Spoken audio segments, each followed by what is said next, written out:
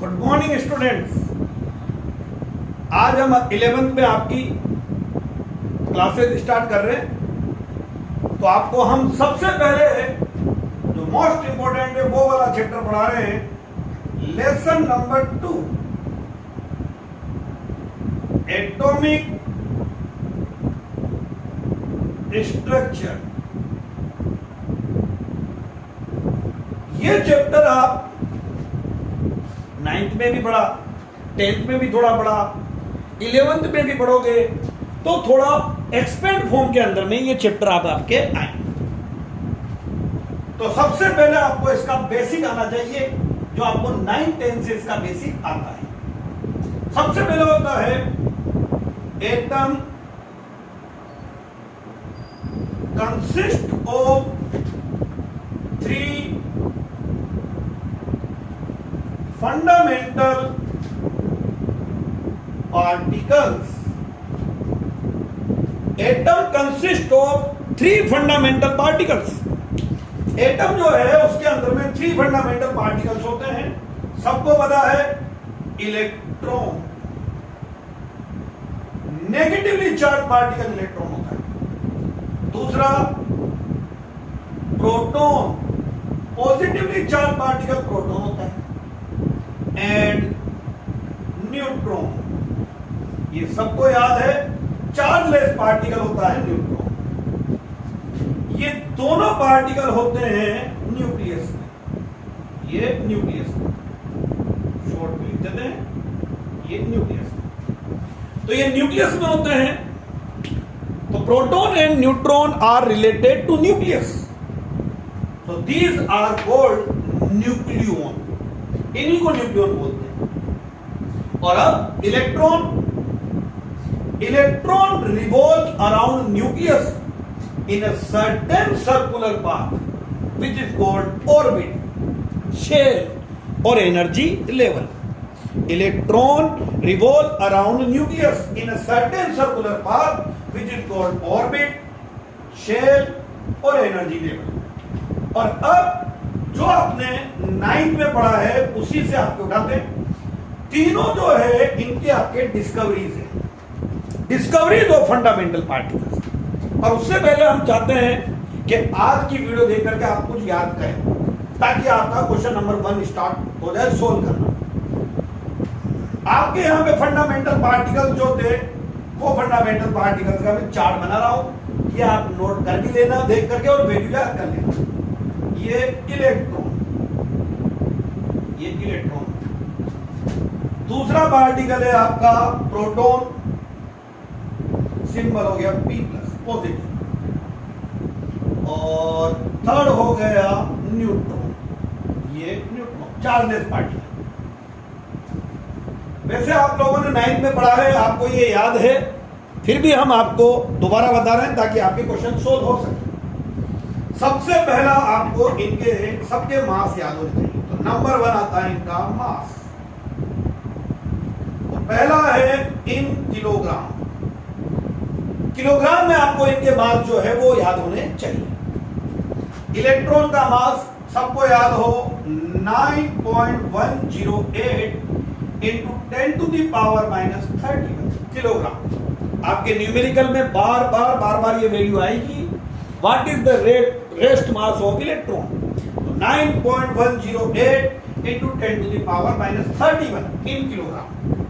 Proton का 1.672 into 10⁻28 kilogram. और neutron का 1.675 into 10⁻28 किलोग्राम। यहाँ पे सॉरी, ये 27 है। ये इसके लिए आ गया आपके पास। और अब in gram, kilogram convert into gram multiply by 1000। Kilogram convert into gram multiply by 1000। 9.108 into 10⁻28 ये ग्राम है। यहां पे 1.672 इंटू 10⁻24 ग्राम और 1.675 into 10 to the power minus 24 ग्राम। इसके बाद इनके मास लिए जाते हैं रिलेटिव मास। रिलेटिव मास का मतलब होता है किसी एक के रेस्पेक्ट में दूसरे का मास कैलकुलेट कर लेना। तो इसमें साइंटिस्ट ने अपनी मर्जी से प्रोटॉन का मास माना है, तो ये हो गया 1, तो ये बिल्कुल इसके इक्वल है 1। और आप देख रहे हो कि बहुत कम है, तो ये होता है 1/1840। 38 होता है, राउंडिंग ऑफ करके 1840। तो प्रोटॉन का मास अगर 1 है तो न्यूट्रॉन का मास भी 1 होगा, और इलेक्ट्रॉन का मास देखिए कितना कम है, 1/1840।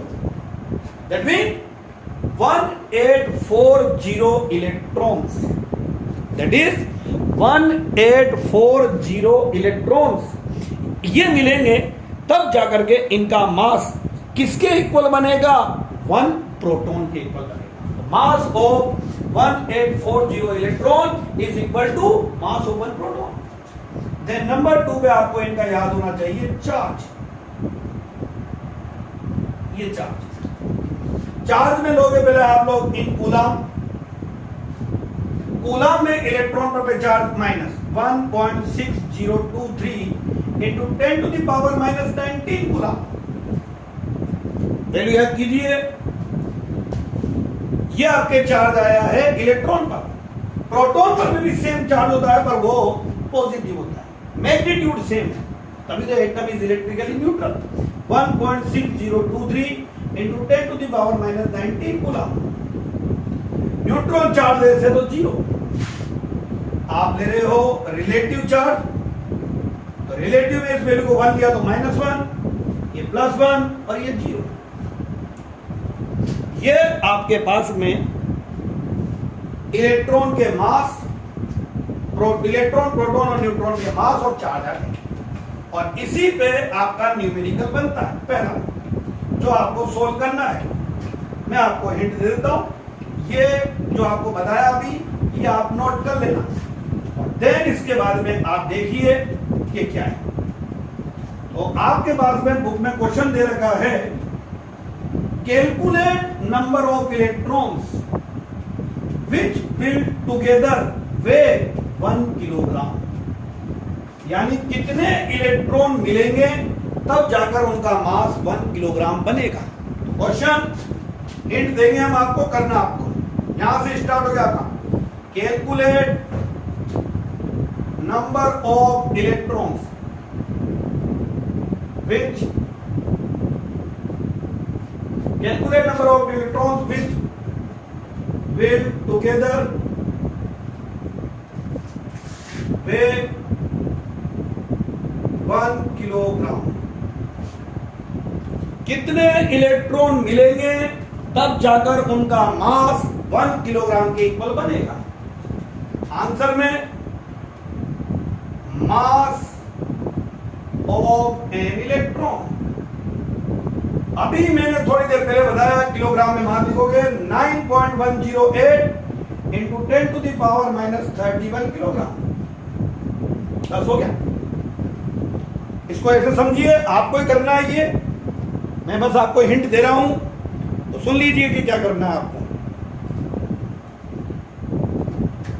सपोज कीजिए एक एप्पल है, उसका मास 200 ग्राम है, तो मैं बोलूं कि 1 किलोग्राम में 1000 ग्राम में कितने एप्पल आएंगे। आप एक झटके में बोल दोगे सर 5 आएंगे। कैसे कर, वो मेथड लगाना। Mass of an apple is equal to 200 gram. तो उल्टा बोलो, 200 gram mass contain how many apples, 1। तो 200 gram mass contain number of apples is equal to 1। So 1 gram contain number of apples 1/200। तो 1000 ग्राम कंटेन 1/200 इंटू 1000। 200 से 1000 5 times, 5 apples. Same mass of an electron is equal to 9.108 into 10 to the power minus 31 kilogram. उल्टा बोलिए, 9.108 into 10 to the power minus 31 kilogram mass. 9.108 into 10 to the power minus 31 kilogram mass contain number of electrons is equal to 1. So 1 kilogram mass contain number of electrons 1 over ये नीचे आ जाए 9.108 into 10 to the power -31 solve कर लोगे। -31 कहां जाएगा ऊपर और फिर पावर से सोल्व करोगे। तो ये न्यूमेरिकल आज आपको करना है। आज के लिए आपके लिए इतना काफी है, फिर हम कल से आपका टाइम बढ़ाते हैं। आज आप ये वैल्यूज लिखना जो मैंने लिखाई है और उसके बाद ये न्यूमेरिकल। Okay, thank you.